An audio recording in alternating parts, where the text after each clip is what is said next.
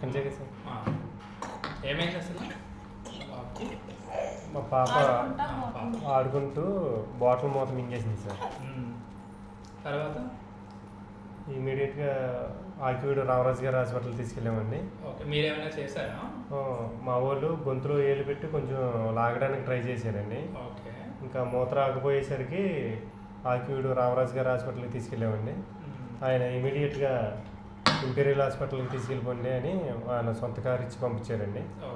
ఇక్కడికి తీసుకురాగానే డాక్టర్ చైతన్య కృష్ణ గారు మా పాపకి టెస్ట్లు అవి చేసి ఆ మూతని కొంచెం గొంతులో అటువంటి ఆ మూతను కొంచెం బాటిల్ మూతను తీయడం జరిగిందండి. తర్వాత ఏమైంది? వెంటిలేటర్ దాకా వెళ్ళిందండి. ఇంచుమించు చావు బతుకుల దాకా వెళ్ళిన మా పాపనే చైతన్య కృష్ణ గారు, మేడం గారు, దీప్తిరాజు గారు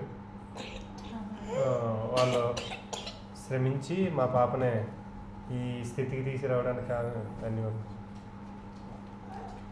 సో మామూలుగా ఏంటంటే ఇట్లా చిన్న బేబీస్ అన్ని పళ్ళు వస్తూ ఉంటాయి కదా, సో వాళ్ళు అన్ని నోట్లో పెట్టేసుకుంటూ ఉంటారు. సో చిన్న సైజు ఇప్పుడు ఈ టిష్యూ పేపర్ ఉంది కదా, దీంట్లో పాస్ అయ్యే చిన్న దాన్నా సరే మనం జాగ్రత్తగా దూరంగా పెట్టాలి, లేదంటే వాళ్ళు ఊరికి నోట్లో పెట్టుకుంటే ఇంకా లోపలికి వెళ్ళిపోతాయి అన్నమాట.